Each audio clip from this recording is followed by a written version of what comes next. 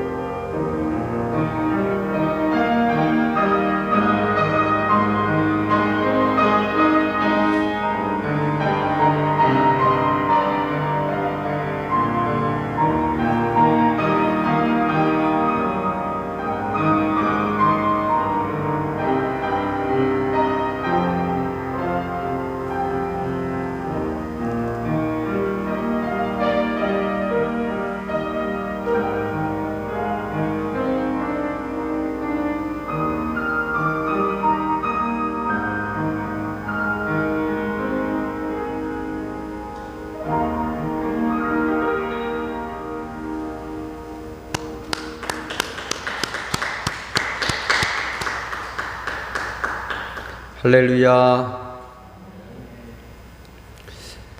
지난주에 이어서 오늘도 저희들 또 온라인 비대면 예배로 드리고 있습니다. 오늘도 특별히 예배 자리에 나오지 못하고 또 이 시간도 온라인으로 이 예배에 참여한 우리 많은 성도들에게 하나님의 각별한 은혜와 또 하나님의 위로가 함께 하시기를 바랍니다. 저도 지금 이렇게 보니까 한 30여 분 정도 지금 예배 참여하고 있습니다. 보니까 온라인으로 가족 수로 하면 상당히 그래도 많은 분들이 지난주보다는 더 많은 분들이 예배 함께 드리는 것 같아요.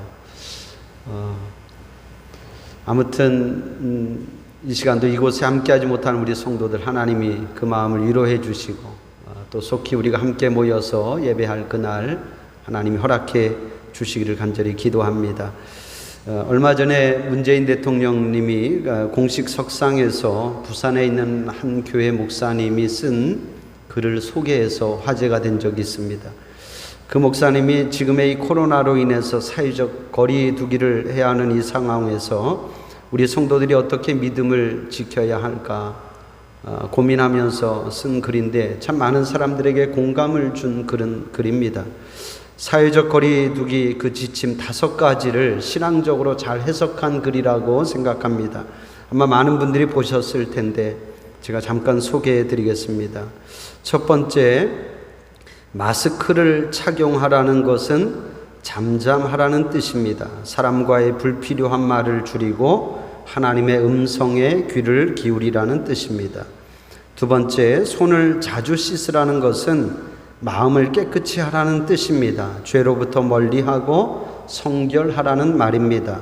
안과 밖이 깨끗하여야 자신도 살고 남도 살 수 있습니다. 세 번째, 사람과 거리 두기를 하라는 것은 자연을 가까이 하라는 뜻입니다. 사람끼리 모여서 서로 다투지 말고 공기와 물과 자연의 생태계를 돌보며 조화롭게 살라는 말입니다. 자연을 가까이 할수록 마음이 넉넉하여 모든 것들을 사랑하게 됩니다. 네 번째, 대면 예배를 금지하라는 것은 언제 어디서나 하나님을 바라보라는 뜻입니다. 사람에게 보이려고 예배당에 가지 말고 천지에 계신 하나님을 예배하라는 말입니다. 대통령님이 이 부분을 언급했습니다. 물론 우리가 대면 예배, 성전 예배를 드려야 합니다. 그러나 지금은 그렇게 할 수 없는 이 상황에서 저는 이 말이 참 우리에게 위로를 주는 말이라고 생각합니다. 여러분, 하나님은 오늘도 여러분이 예배하는 그곳에 여러분과 함께 하실 줄로 믿습니다. 언제 어디서든 하나님을 바라볼 수 있기를 바랍니다. 마지막 5번째는 집합을 금지하라는 것은 소외된 자들과 함께 하라는 뜻입니다. 모여서 선동하거나 힘자랑하지 말고 사람이 그리운 이들의 벗이 되라는 말입니다. 그렇습니다. 지금 이때 특별히 우는 자들이 있고 또 홀로 외로이 무거운 짐을 지고 가는 분들이 있습니다. 그분들의 벗이 되라고 하는 그러한 말씀입니다. 참으로 여러 가지 공감이 되는 그러한 글입니다. 아무튼 지금의 상황은 모두에게 힘든 시간임에 틀림없습니다. 교회뿐 아니라 모든 사람들에게 다 힘든 시기입니다. 다투고 논쟁하기보다는 서로가 조심하고 절제하고 사랑으로 이해해주고 배려해주는 협력하려는 자세가 필요한 줄로 믿습니다. 믿기는 하나님이 이 모든 상황도 합력하여 선을 이루실 줄로 믿습니다. 우리는 지금 히브리서 11장에 나오는 믿음의 사람들을 보고 있습니다. 하나님이 어려운 시기에 히브리서 11장에 나오는 믿음의 사람들을 보게 하는 데에는 다 하나님의 섭리가 있다고 생각합니다. 그렇습니다. 지금은 그 어느 때보다도 믿음이 필요한 시기입니다. 믿음으로 인내하고 믿음으로 소망하고 믿음으로 기다릴 줄 아는 그런 신앙의 자세가 필요합니다. 이 말씀이 어려운 시기를 보내고 있는 우리 모두에게 힘이 되고 소망이 될 수 있기를 주님의 이름으로 축복합니다. 그동안은 저희가 창세기에 나오는 여러 믿음의 사람들을 보았습니다. 아벨부터 시작해서 에녹, 노아, 아브라함, 사라, 이삭, 야곱과 요셉까지 보았는데 이분들은 다 구약의 창세기에 소개되고 있는 분들이죠. 이제 오늘과 다음 주에는 2주간에 걸쳐 모세의 믿음을 보려고 합니다. 여러분, 구약에서 가장 중요한 두 사람을 우리가 꼽으라고 하면 단연코 모세와 다윗입니다.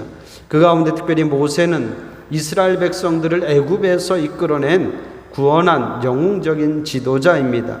성경에 보면 구약에서 모세가 차지하는 비중은 참으로 큽니다. 지금까지 우리가 본 여러 믿음의 사람들과는 비교가 되지 않습니다. 창세기에 나오는 믿음의 사람들, 대표적으로 아브라함이나 요셉 같은 경우도 성경의 장수로 따져도 20장이 넘지 않습니다. 그 내용이. 그런데 모세의 이야기는 그 범위가 출애굽기부터 시작해서 레위기, 민수기, 신명기까지가 다 모세의 이야기이죠. 분량으로만 놓고 보면 다윗보다도 훨씬 더 많은 분량을 차지합니다. 그 말은 무슨 얘기냐? 그만큼 모세가 차지하는 비중이 굉장히 크다고 하는 그런 말씀이죠. 성경은 이런 모세를 어떻게 평가하고 있을까? 몇 구절만 보겠습니다. 먼저 신명기 33장 1절에 보면 모세를 하나님의 사람 그렇게 부르고 있습니다. 하나님의 사람 모세는 아마도 이 땅에 그리스도인들에게 붙여질 수 있는 칭호 가운데 최고의 칭호가 하나님의 사람이라고 하는 말일 것입니다. 또한 신명기 34장 10절에 보면 그 후에는 이스라엘의 모세와 같은 선지자가 일어나지 못하였다 이렇게 말한 무슨 얘기냐면 모세는 이스라엘의 역사에서 가장 위대한 선지자라고 그렇게 평가받고 있는 분입니다. 한 구절만 더 보면 출애굽기 33장 11절에 보면 그런 말씀이 있습니다. 사람이 자기의 친구와 이야기함과 같이 여호와께서는 모세와 대면하여 말씀하시더라 이렇게 말하고 모세와 대면하여 말씀하시더라. 참 이 또한 기가 막힌 말씀이죠. 하나님이 모세를 친구를 대하듯이 그렇게 대면하여 말씀하셨다는 것입니다. 여러분 그런 거죠. 그 사람이 누구를 만나고 그 사람이 누구와 대화하는지를 보면 그 사람이 어떤 사람인지를 우리가 알 수 있습니다. 그런 면에서 모세는 하나님과 친구처럼 서로 만나고 친구처럼 서로 얼굴을 맞대고 그렇게 대화를 나누었다는 거죠. 이것은 모세가 어떤 사람인지를 잘 보여주는 그런 말씀입니다. 히브리서 기자는 이런 모세의 믿음에 대해서 말하고 있고 우리에게 소개하고 있는데 크게 두 부분으로 볼 수 있습니다. 먼저 오늘은 24절부터 26절까지의 말씀을 통해서 모세의 믿음을 한번 보려고 합니다. 오늘 읽은 본문에 보면 모세의 믿음을 이야기하면서 그 모세의 믿음을 설명해 주는 세 가지 중요한 단어가, 그러니까 동사, 세 가지 중요한 단어가 소개되고 있는데 첫 번째는 거절하고 24절에 보면 거절하고 두 번째는 25절에 보면 끝에 보면 좋아하고 또 세 번째는 26절 끝에 보면 바라봄이라. 할렐루야. 같이 한번 해봐요. 거절하고 좋아하고 바라봄이라. 할렐루야. 오늘은 이 세 가지 이 단어를 중심으로 해서 모세의 믿음을 좀 말씀드리려고 합니다. 첫 번째 거절하고입니다. 거절하고 24절의 말씀. 자, 우리 함께 같이 한번 읽어봅니다. 24절 시작. 믿음으로 모세는 장성하여 바로의 공주의 아들이라 칭함받기를 거절하고. 할렐루야. 여기 보면 믿음으로 모세는 장성하여 바로의 공주의 아들이라 칭함받기를 거절하였다. 여러분 그렇습니다. 믿음의 첫 단계는 뭐냐? 거절하는 것이 믿음의 첫 단계다. 이렇게 말씀드릴 수 있습니다. 거절해야 할 것은 거절하는 것입니다. 같이 한번 해봅시다. 거절해야 할 것은 거절해야 합니다. 이곳에 계신 분들은 일당 100이에요. 일당 100은 안 돼도 10은 됩니다. 그러니까 10사람 목소리는 해야 돼요, 여러분. 다시 한번. 거절해야 할 것은 거절해야 합니다. 이게 믿음이라는 거죠. 거절해야 할 것은 거절하는 것. 모세는 뭘 거절하였다? 오늘 성경에 보니까 바로의 공주의 아들이라 칭함받기를 거절하였다 이렇게 말합니다. 여러분 바로의 공주의 아들이면 뭘 말합니까? 한마디로 말하면 왕자라는 말이에요. 왕자. 즉 이 모세는 왕자의 자리를, 왕자의 신분을 거절하였다는 것입니다. 여러분, 왕자의 자리가 어떤 자리입니까? 그는 부와 명예와 모든 권세를 누릴 수 있는 자리가 왕자의 자리입니다. 모두가 다 부러워하는 자리이지 않습니까? 그런데 모세는 그런 왕자의 자리를 거절하였다, 포기하였다, 이렇게 말씀하고 있습니다. 이는 결코 쉬운 일이 아니죠. 모든 사람들은 다 더 잘 살기를 원하고, 더 편안한 생활을 하기를 원하고, 더 많은 것을 누리며 살기를 원합니다. 그건 예나 지금이나 같습니다. 모세라고 해서 그 신분이 주는 특권, 그 즐거움을 모르는 게 아닙니다. 그는 이미, 모세는 궁궐에서, 애굽의 궁궐에서 40년간을 살았습니다. 무슨 얘기냐면 모세는 이미 그 자리가 주는 편안함이 무엇인지 너무나 잘 알고 있어요. 그리고 그 자리가 주는 안락함이 무엇인지를 모세는 충분히 알고 누렸다고 하는 그러한 말씀이죠. 여러분, 그 익숙한 생활을 우리가 거절한다고 하는 것 쉬운 일이 아닙니다. 특별히 그 익숙한 생활이 편안하고 안락한 생활이라고 한다면 더더욱이 거절하기는 어렵습니다. 여러분, 쉬운 예로 그런 거죠. 예를 들어 자동차를, 큰 차를 타던 사람이, 승용차를, 큰 차를 타던 사람이 작은 차를 타는 게 쉽지 않습니다.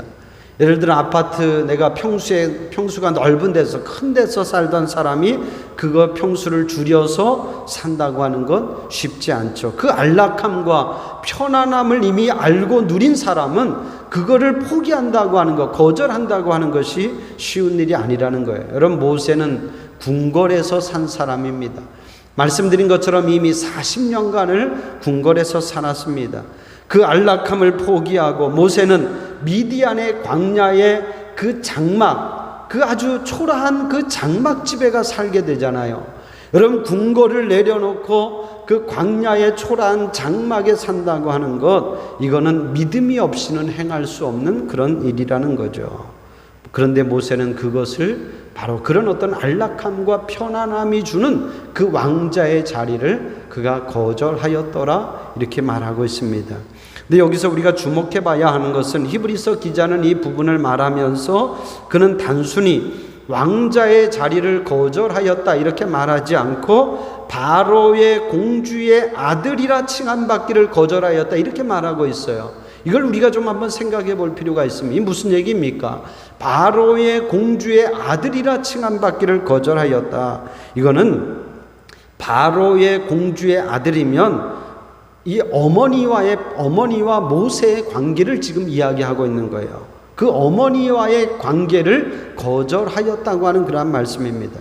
단순히 이 모세가 왕자로서의 신분을 거절하였다는 말이 아니라 어머니와 아들로서의 어떤 그 관계를 그가 끊었다고 하는 그런 것을 의미합니다. 여러분, 모세에게 있어서 그를 키워준 어머니, 바로의 공주이죠. 그를 키워준 어머니, 어찌 보면 모세에게는 생명의 은인입니다.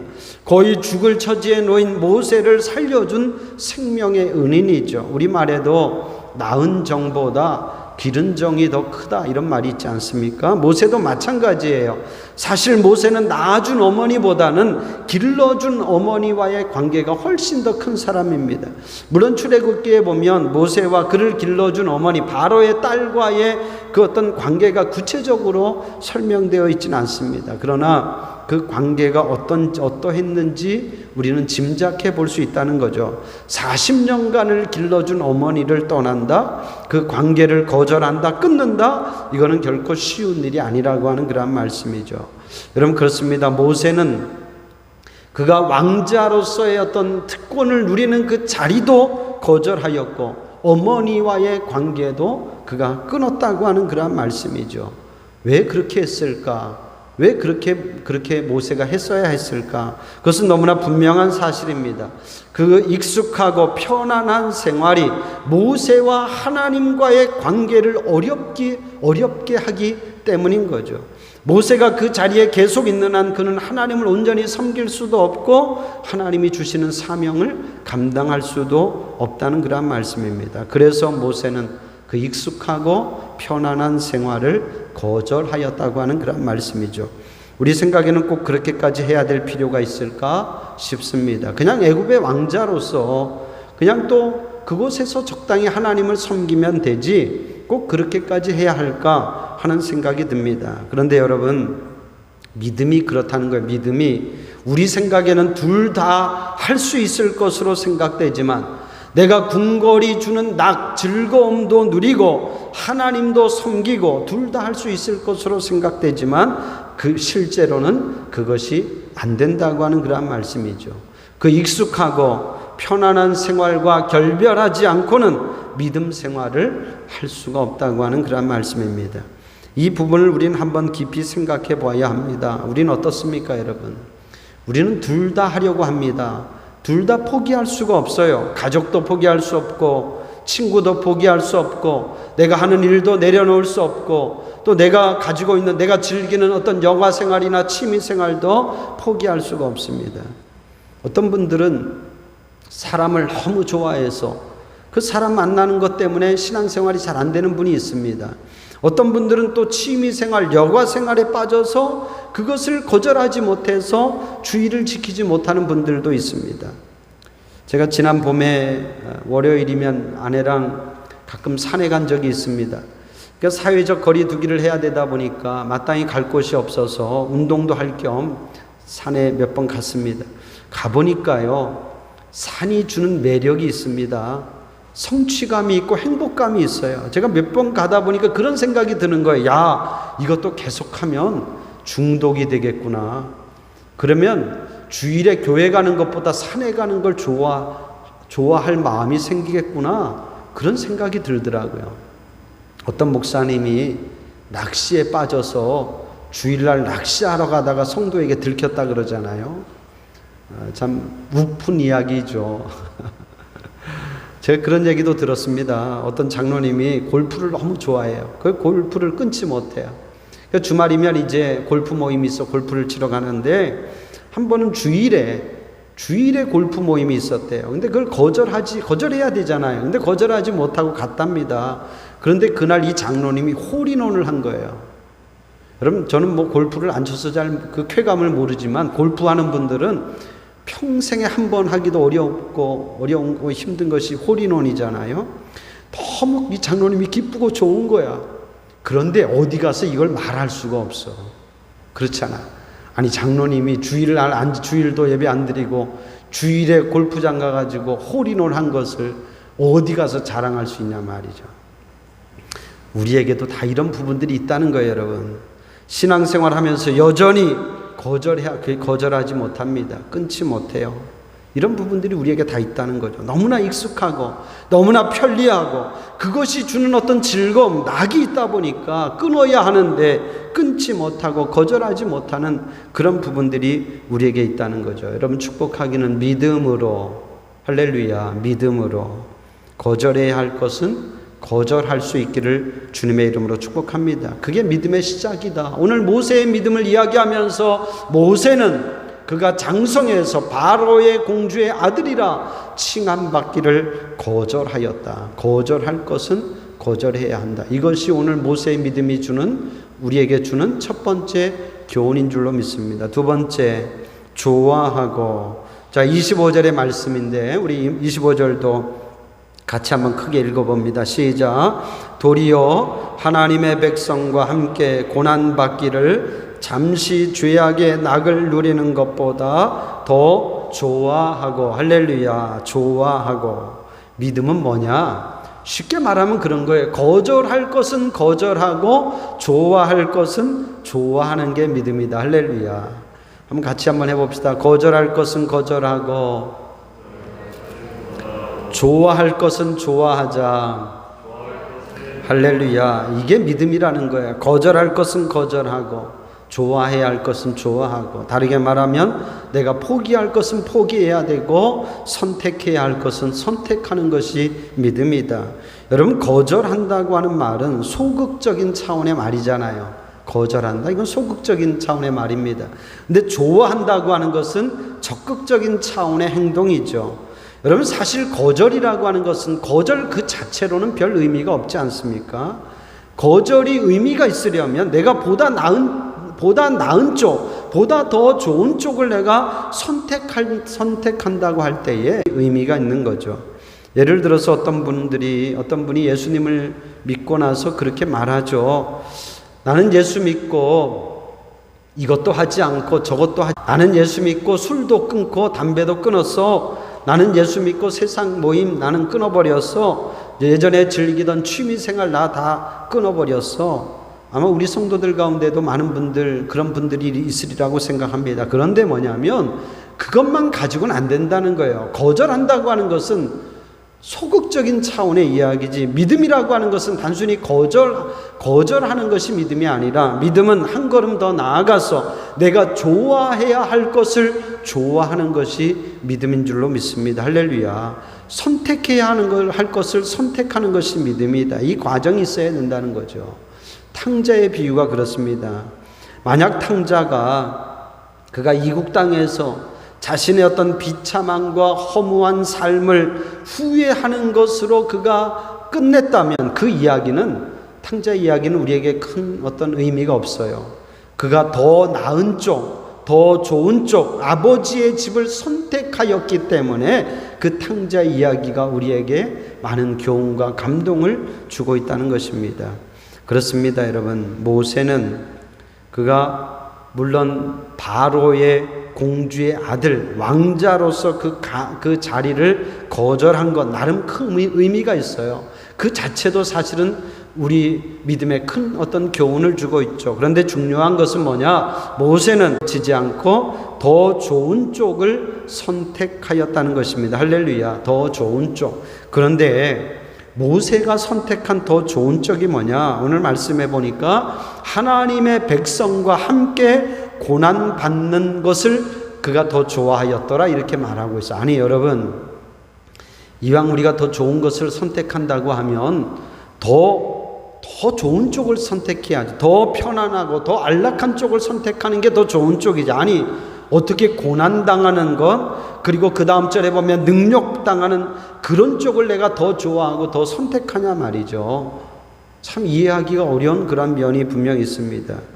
여러분, 성도들에게 아까도 이야기한 것처럼 왜 신앙생활 하십니까? 물으면 다 잘 살려고 신앙생활 한다고 말하죠. 내가 더 축복받으려고, 내가 더 평안하고 형통한 삶을 살려고 신앙생활 한다고 말하지. 그 누가 내가 고난받기 위해서 신앙생활 합니다, 내가 능력당하기 위해서 신앙생활 합니다, 그렇게 말하는 사람이 얼마나 되겠냐 말이죠. 그런데 모세는 그런 삶을 그가 좋아하였고 그런 삶을 선택하였더라 하는 그러한 말씀입니다.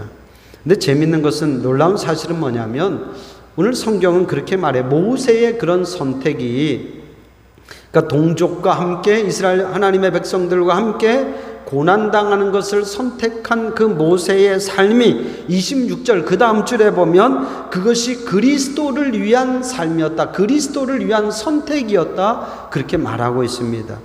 여러분, 사실 모세는 그리스도를 전혀 모르는 분이잖아요. 그리스도는, 예수 그리스도는 모세보다 약 1500년 후의 그런 인물입니다.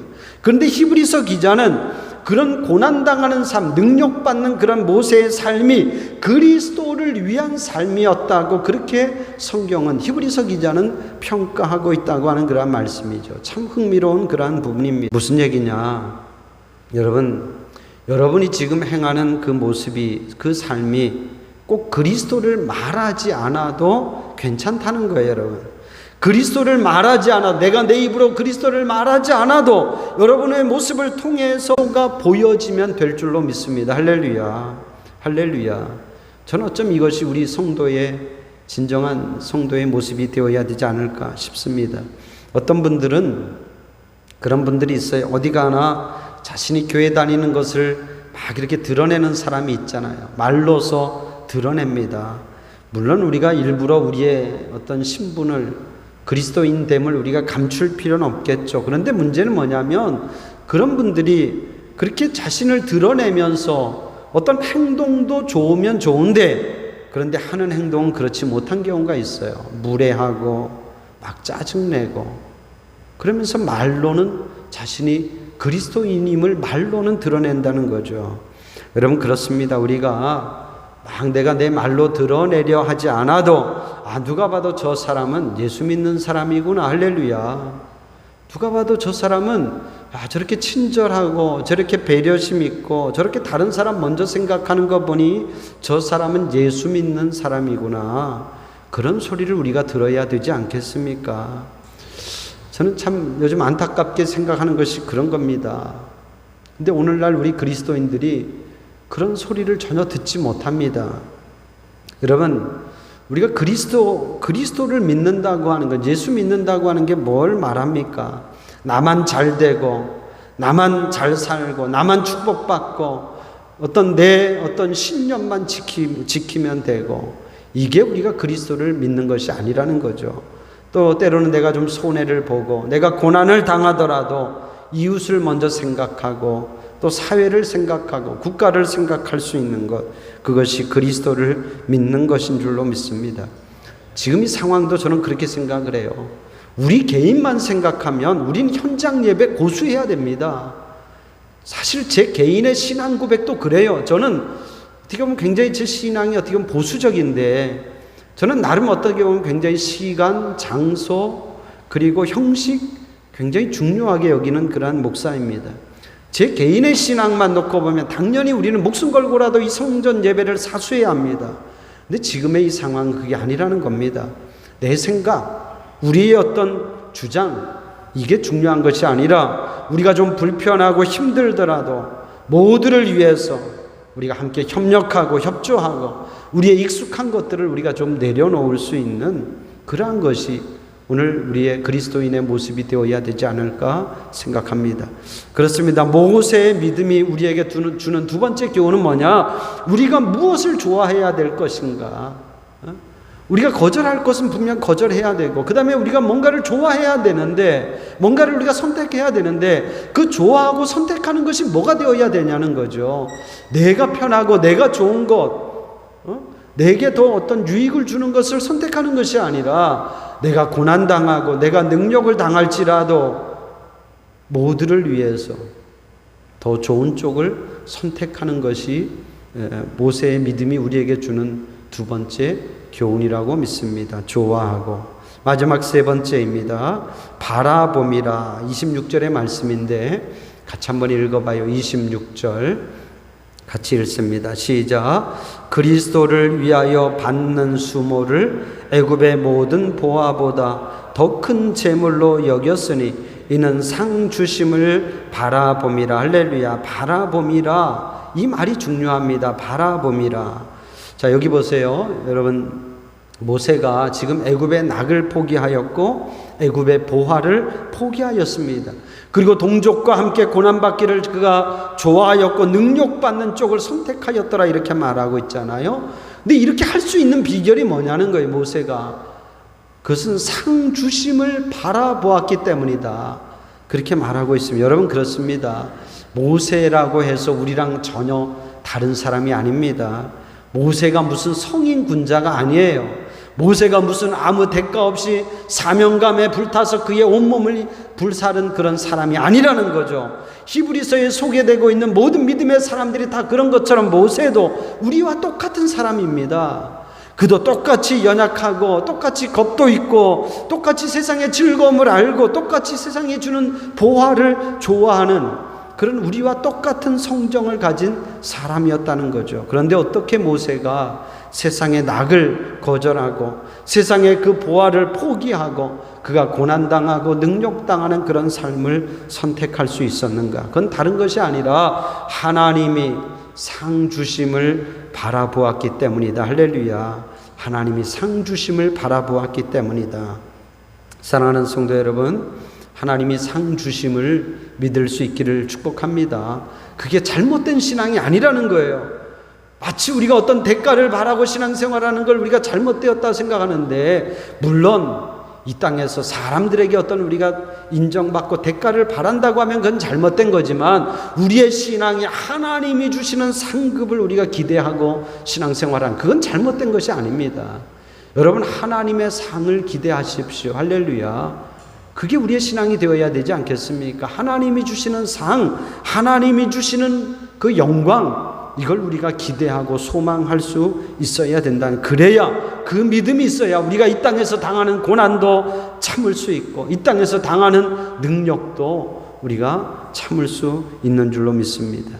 히브리서 11장 6절의 말씀 앞에 있는데 다시 한번 같이 한번 읽어봐요. 같이 읽습니다. 시작. 믿음이 없이는 하나님을 기쁘시게 하지 못하나니 하나님께 나아가는 자는 반드시 그가 계신 것과 또한 그가 자기를 찾는 자들에게 상 주시는 이심을 믿어야 할지니라. 할렐루야. 상 주시는 이심을 믿으라는 거죠. 사랑하는 성도 여러분, 꼭 이 믿음이 있기를 주님의 이름으로 축복합니다. 여러분이 이 땅에서 믿음 생활을 위해서 믿음을 위하여 당하는 그 고난, 그 능력, 그 모욕 하나님은 다 알고 계시고 기억하고 계시고 반드시 갚아주시고 상 주실 줄로 믿습니다. 그 믿음이 저와 여러분에게 있기를 주님의 이름으로 축복합니다. 로마서 8장 18절의 말씀입니다. 현재의 고난은 장차 우리에게 나타날 영광과 좋게 비교할 수 없도다. 할렐루야. 사랑하는 성도 여러분, 하늘의 상급, 하늘의 영광으로 현재의 고난을 잘 이기고 승리하는 우리 모든 성도들이 되기를 주님의 이름으로 축복합니다. 이제 말씀을 맺겠습니다. 오늘 세 가지 모세의 믿음을 보았습니다. 거절하고 좋아하고 바라봄이라. 여러분 축복합니다. 거절해야 할 것은 우리가 거절해야 합니다. 특별히 우리 신앙생활에 걸림돌이 되는 너무나 익숙한 것들, 또 편안한 것들, 또 안락한 것들, 그걸 우리가 믿음으로 거절해야 된다. 두 번째, 좋아할 것은 좋아해야 된다는 거죠. 우리가 좋아하는 것이 말씀드린 것처럼 내가 편안하고 내 형통을 위해서 내 즐거움을 위한 쪽이 아니라 오히려 그리스도와 함께 고난당하고 능욕당하는 그쪽을 우리가 선택할 수 있기를 주님의 이름으로 축복합니다. 마지막 세 번째, 하나님이 반드시 갚아주시고 상 주실 줄로 믿습니다. 이 믿음으로 이 한 주간도 이기고 승리하는 우리 사랑하는 모든 성도들이 되기를 주님의 이름으로 간절히 축복합니다. 기도하겠습니다. 은혜의 하나님 감사합니다. 이 환난의 때에도 저희들 또 우리를 지켜주시고 우리의 믿음을 지켜주시고 보호해 주셔서 감사합니다. 우리 사랑하는 성도들 어느 곳에 있든지 어느 자리에 있든지 하나님을 바라보게 하시고 하나님을 소망하게 하여 주시옵소서. 하나님, 오늘 모세의 믿음을 통해서 우리가 귀한 또 말씀의 은혜를 교훈을 함께 나눕니다. 우리가 거절할 것은 거절하게 하시고 좋아할 것은 좋아하게 하여 주옵소서. 근데 우리가 좋아할 때에 그것이 내 유익을 위하고 내 기쁨을 위하는 것이 아니라 모두를 위하고 하나님을 위하고 그리스도를 위한 그러한 쪽을 우리가 좋아하고 선택하게 하여 주시옵소서. 하나님, 하나님이 반드시 갚아주시고 상 주심을 믿습니다. 하나님, 우리가 이 땅에서 당하는 고난도 하늘의 상급으로, 하늘의 소망으로, 그 영광으로 잘 견디고 이기게 하여 주시옵소서. 이 한 주간도 하나님 지켜주시고 보호하여 주옵소서. 감사드리오며 예수님의 이름으로 기도합니다. 아멘.